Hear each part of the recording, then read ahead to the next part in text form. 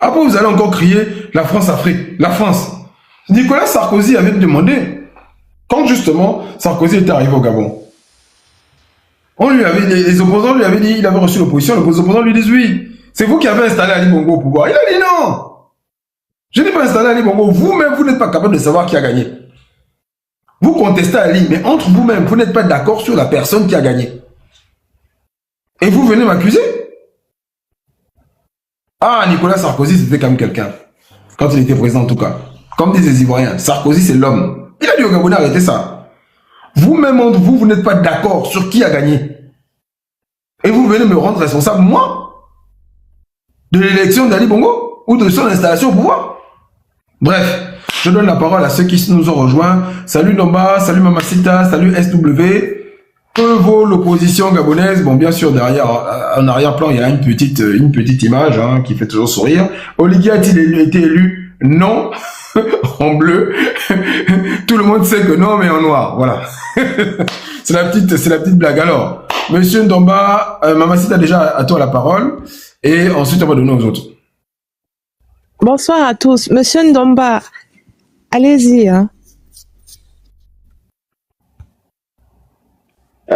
Écoutez, bonsoir à tous. Merci de me donner la parole. Merci Andrew en tout cas pour offrir cet espace-là d'échange sur la politique de notre pays. Je pense que c'est utile de tous échanger afin de s'enrichir mutuellement.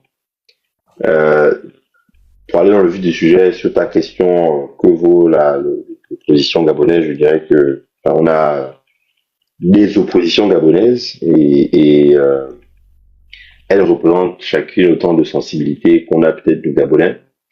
On a des opposants qui ont fait le circuit opposant majorité puis opposition. On a des opposants qui ont fait le circuit majorité pendant 50 ans puis opposition à la fin. Et dans ce mélange-là, finalement, on a aussi des opposants qui ont fait, semble-t-il, toute leur carrière dans l'opposition. Et c'est dans ce mélange-là qu'on retrouve un peu toutes les personnalités politiques. Donc, qu'est-ce qu'elles valent concrètement? Je dirais que elles valent ce que leurs valeurs sont. C'est-à-dire qu'il y en a qui sont peut-être des hommes de valeur, qui restent fidèles à ce qu'ils disent et qui vivent vraiment les valeurs qu'ils défendent. Et puis, il y a d'autres qui ont peut-être un peu moins de valeur et qui se laissent tenter, vont à la mangeoire, comme on dit au Gabon, vont manger. Et c'est dommage parce que ça tue finalement les convictions politiques dans l'œuf. C'est-à-dire qu'aujourd'hui, quand on a l'impression de pouvoir s'identifier à quelqu'un, un homme politique, parce que le combat qu'il porte, on le trouve noble, et que cette personne-là finalement trahit, bah en fait, on est touché. Et c'est même l'idée de la participation à la vie politique qui est remise en cause. Là, moi, j'étais personnellement choqué quand j'avais vu Jean-Yves Guénon repartir au PDG. Ça m'avait choqué parce que c'est un homme que je trouvais... Enfin, lui, il était un classique du régime de Bongo. Mais il faut dire que ses positions, après 2009, étaient plutôt cohérentes. Et c'est quelqu'un pour lequel j'avais, par exemple, beaucoup de considération. Mais quand il est reparti dans le PDG, quand je l'ai vu en meeting en 2023 à Cocotier, en fait, je me suis dit que l'homme, finalement, enfin, quelle est la valeur de l'argent qu'on vous donne et des avantages qu'on vous donne si vous êtes réduit à ça, quoi. C'est-à-dire que à se dédire, à venir comme ça, là, en mondo-vision, comme on dit, dire des choses qui sont totalement opposées à ce que tu disais hier. Et ça, c'est des choses qui touchent le petit peuple et qui tuent les convictions et qui font beaucoup de mal finalement à la vie politique gabonaise. Donc, je dirais que l'opposition, elle est diverse. On a peut-être 2 ou 3 exceptions par génération qui ont essayé, qui ont tenu, mais je pense que ceux qui ont vraiment été des opposants un peu radicaux ont toujours été éliminés. Parce qu'en réalité, quand tu es un opposant qui est dangereux, au bout d'un moment, la question de t'éliminer va forcément se poser puisque les régimes en place ont tous pour seul objectif de se maintenir. Et quand tu as un opposant qui donne trop l'impression d'être trop dur sur tes positions, au bout d'un moment, on t'élimine physiquement peut-être. C'est un peu ce que j'avais à dire dans l'introduction sur ce sujet. En tout cas, je te remercie. Je te remercie et je vais t'applaudir parce que bon, on n'est pas avare en notre J'ai une question justement à te poser de manière simple. Selon toi, que vaut l'opposition gabonaise actuellement? Déjà, qui fait partie selon toi et qu'est-ce qu'elle vaut? Bah, aujourd'hui, ceux qui se présentent comme opposants, on va dire que c'est déjà ceux qui sont opposés à Oligui, on va dire. Bon, politiquement, du coup, ce serait, par exemple, Bilé qui se présente comme opposant. Je ne sais pas si celui qui a l'UDIS, j'oublie son nom là. Lui aussi. Opianga, on va dire qu'il se présente. On va déconner quand même, hein. Laissez-moi mon parent tranquille. Non, mais il se présente comme opposant puisqu'il semble être opposé au président. Donc, on va dire que ceux qui représentent l'opposition aujourd'hui, c'est un peu eux. Ce sont ces quelques personnes-là qui veulent incarner l'opposition, mais de façon, à mon avis, peu crédible.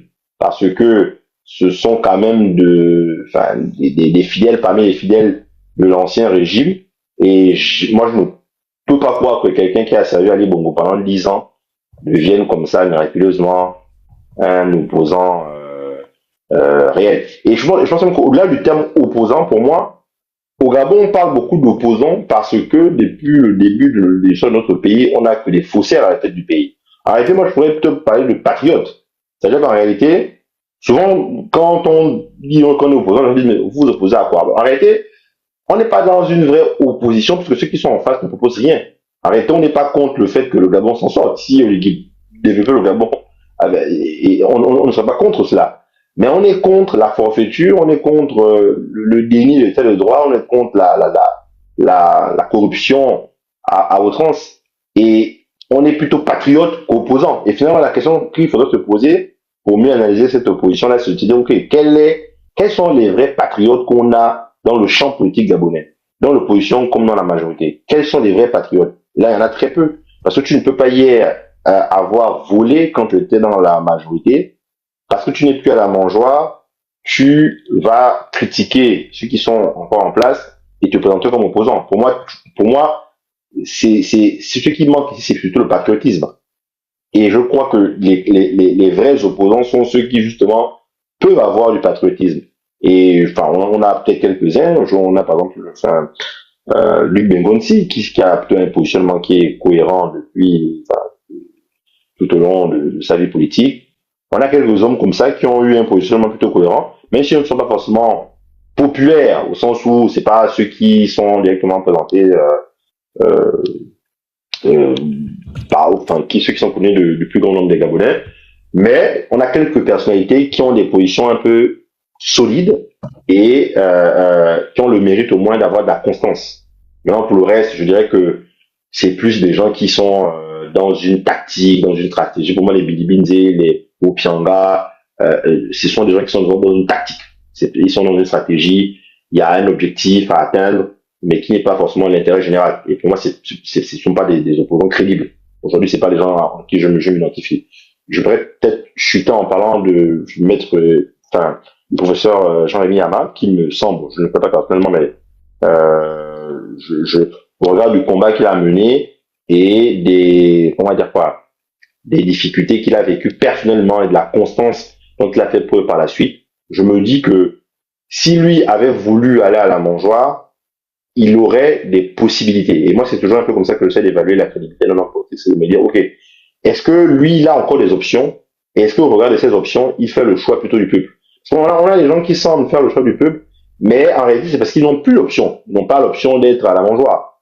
Or, je me dis, Jean-Rémy Ama a l'air d'être plutôt constant sur ses positions. Il a toujours eu un combat pour les travailleurs gabonais. Après, il est rentré dans l'arène politique. Mais je dirais que de ce que je sais de lui, il m'a l'air d'être quelqu'un de constant. Et c'est l'une des rares personnalités qui inspire de la sympathie de ma part et de la confiance. Je pense que je ne suis peut-être pas le seul gabonais à penser ça. Franchement,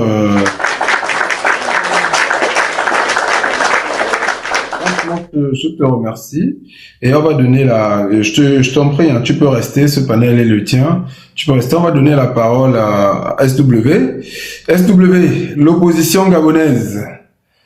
Aujourd'hui, c'est le thème.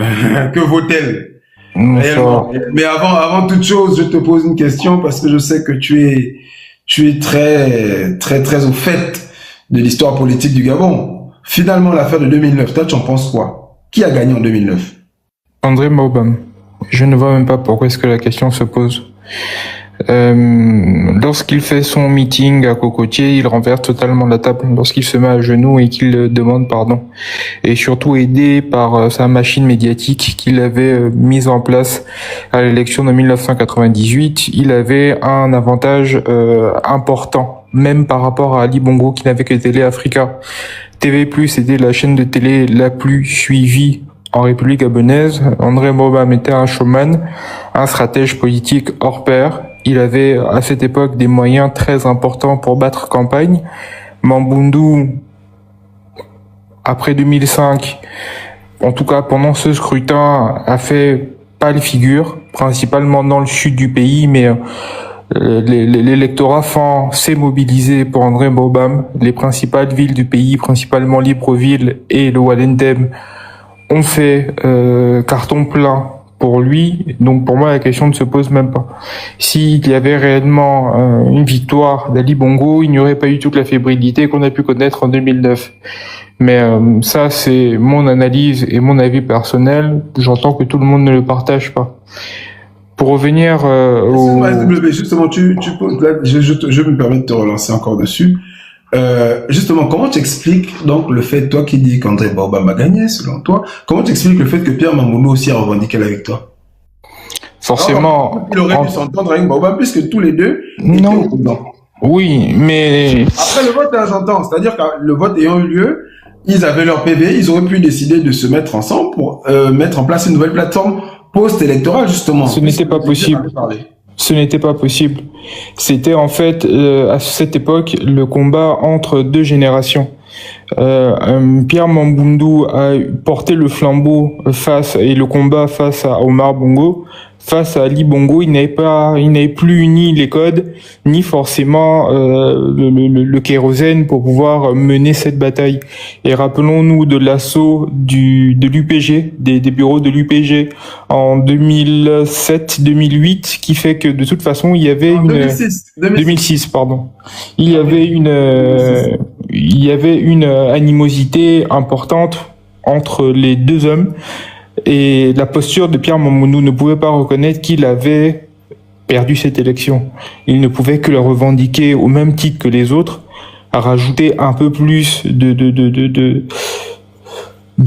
flou dans cette élection. Et je sais que ça ne va pas être un avis qui va être partagé par le plus grand nombre, mais Pierre Mamboundou, à la fin de sa vie, était déjà en négociation avec le pouvoir.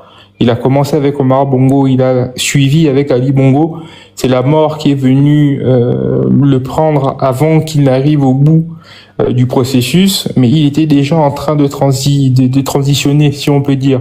Donc, que tu me dises que André Maubam, Ali Bongo, Pierre Mamboundou, les trois se sont déclarés vainqueurs et que donc là on ne peut pas dire qui a réellement gagné cette élection, mais il y a des faits qui sont têtus. Rappelle-toi par exemple du ministre de la coopération, son nom m'échappe là tout de suite, ministre de la coopération française qui se déplace en Guinée équatoriale pour aller faire comprendre à Teodoro Obiangema qu'il devait arrêter de soutenir André Maubam et faire en sorte qu'il soit assez loin de cette élection. Il y avait une dynamique qui avait été mise en place par André Maubam qui aujourd'hui, pour moi en tout cas, fait en sorte qu'il n'y ait même pas de doute sur les résultats de cette élection et sur la capacité qu'il a pu avoir de remporter cette élection. N'oublions pas quand même que à cette élection de 2009, lorsque Omar Bongo décède, il faisait partie des hommes politiques les plus détestés de la République gabonaise à cause de son passage à l'avenue de Cointé, au fait justement qu'il y ait eu l'attaque... Précise s'il te plaît, que l'avenue de Cointé, c'est l'avenue... Ministère de l'Intérieur. Ministère de l'Intérieur, voilà, du Gabon. Pour ceux qui ne savent pas. Le fait qu'il ait, comme je le disais, attaqué, lancé un assaut sur le QG de Mamboundou et que Mamboundou effrayé aille se réfugier à l'ambassade de l'Afrique du Sud, Le fait qu'il ait pris fait et cause pour le pouvoir d'Omar Bongo. Par exemple, Marc Onoï-Sangui avait été emprisonné lorsqu'il était ministre de l'Intérieur. Donc, il y avait quand même un passif assez important, mais il réussit à changer totalement la donne.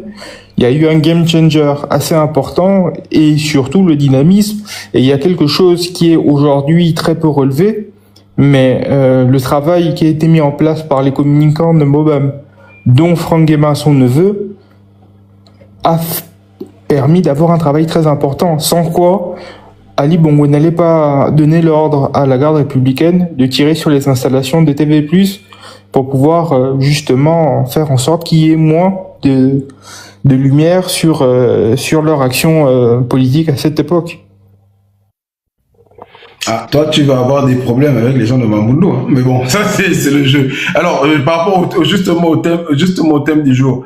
L'opposition gabonaise aujourd'hui, qu'est-ce que tu Quant à l'opposition, avec le coup d'État qui est survenu le 30 août 2023, il y a eu une déflagration. Et mais j'ai oublié, je suis désolé, je t'interromps. J'ai oublié, il faut que je te pose forcément la question. Qu'est-ce que tu penses justement du positionnement politique de Mike Joktan, directeur de campagne d'Andorosa, au lendemain du coup d'État, lorsqu'il demande que le processus électoral reprenne et que la vérité des urnes soit dite. Et donc, que les militaires ne s'installent pas au pouvoir avec notamment Oligui Nguema à leur tête. Qu'est-ce que tu penses de ce positionnement de Mike Joktan à ce moment-là, avant justement qu'il n'aille au IEM et qu'il se fasse arrêter? Je ne vais pas me faire beaucoup d'amis ce soir, mais je prends mon risque. Je ne suis absolument pas de ton avis. Je ne vais pas être l'audateur de Mike Joktan. Mike Joktan était également un peu dans l'équipe qui était autour de Bob en 2009. Très longtemps, moi j'ai eu du mal à le cerner. Certaines langues disaient qu'il avait son tropisme pour les États de lui un certain... SW, excuse-moi, ton micro était coupé, on t'a pas entendu. Tu peux reprendre s'il te plaît? Oui, je disais, je ne vais pas me faire d'amis ce soir, mais pour moi, Mike Joktan n'est pas aussi à applaudir que tu ne l'as fait pendant ton propos liminaire. Et il a fait partie de l'équipe qui était autour d'André Bobam, en tout cas en 2009. J'ai toujours eu du mal à le cerner. Son tropisme pour les États-Unis, certains disaient même que c'était un agent de renseignement pour les Américains, etc. Mais moi, je l'ai toujours vu un peu comme un opportuniste. Si il a eu cette position lorsque le coup d'État survient, faudrait savoir quelles ont été les raisons qui l'ont mis en route pour la Guinée équatoriale. Et entre parenthèses, tout ce qu'il y a eu, Albert Ondossa dans cette histoire vraiment a fait montre d'une pâle figure, pour ne pas dire qu'il a été un piètre personnage. Il les met en mission, il finit par les renier. Mike Joktan a pris son risque. Je ne sais pas ce que Albert Ondossa lui a promis. N'oublions pas que aujourd'hui, Albert Ondossa se veut un peu comme la grenouille qui se veut plus grosse que le bœuf, en oubliant que si il a pu être en position de gagner l'élection 2023, c'est parce que justement, il y a eu alternance 2023, que énormément de gens se sont désistés en sa faveur, et il oublie en fait tout ça, et il se dit que ça n'a été que son mérite à lui qui l'a conduit dans cette position. Bref, donc Mike Joktan prend son risque, prend son parti, va en Guinée équatoriale, finit par être lâché en plein vol. Ensuite, le même qui a eu cette position assez courageuse a fini par rejoindre de manière un peu piteuse le régime actuel. Donc, pour moi, en fait, ça n'a été montre que d'un espèce d'opportunisme dont on a l'habitude en politique gabonaise, où les gens posent des actes, mais très souvent sans avoir réellement cette conviction chevillée au corps, mais juste par sens de l'opportunité, enfin des opportunités, et pour servir leurs intérêts tout simplement. Ah ouais. Ah, toi, tu es violent, hein, SW. Tu es violent. Mais ça s'entend, on est d'accord. Bah écoute, moi je t'écoute, hein. Je trouve juste que tu es violent, mais... Mais rassure-moi, ce que je dis n'est pas totalement tiré par les cheveux ou fruit de mon imagination. Ah non, mais c'est surtout que tu sais que je suis assez proche des Lumières de ce point de vue-là. Je ne suis pas d'accord avec ce que vous dites, mais je me battrai pour que vous ayez le droit de le dire. Donc moi, ton analyse, elle est très froide et je la partage totalement. Donc en l'occurrence, j'ai même pas le droit de me battre. Je n'ai même pas besoin de me battre pour ça. Ton attitude, ton analyse, je la partage profondément, profondément. Bon, peut-être je connais pas un peu moins bien Mike Jordan que toi, mais je dis clairement que cette histoire est à n'y rien comprendre, à n'y rien comprendre. C'est à n'y rien comprendre. Alors justement aujourd'hui, SW, quel est, selon toi, aujourd'hui, le visage de l'opposition gabonaise? Que Pour peux-tu le, dire de mo- l'opposition gabonaise aujourd'hui? pour le moment bien malin, celui qui pourrait dire dans quelle direction les choses vont aller, quelles sont les principales figures qui vont émerger. La veille, au lendemain du coup d'État du 30 août, il y a eu en fait une déflagration. Quand on voit les différents groupes qu'il y a pu y avoir, les différentes forces qu'il y avait en présence, il y a une reconfiguration qui est en train de se faire là sous nos yeux. Et plus le mandat du général Uligui va aller à son terme, moins il va y avoir de consensus. Et attendez-vous à ce qu'il y ait énormément de gens qui finissent par descendre du train progressivement, que ça évolue, parce que de toute façon, on va rentrer dans le dur, il va y avoir pas mal de crises sociales, énormément d'argent ont été dépensés pendant la transition, énormément de décisions stratégiques ont été prises qui, à mon sens, ne sont pas les bonnes, et donc ça va faire énormément de mécontents. Pour le moment, on a réussi à faire en sorte que ce patchwork fonctionne parce que on a été très large. On est revenu en fait à l'époque de Bongo Omar où on a voulu donner à manger à tout le monde, mais là les ressources vont manquer. Il va falloir faire des choix et forcément, si tu ne réussis pas à entretenir certaines amitiés, certaines loyautés, ça finit par se déliter et donc ça va être le cas.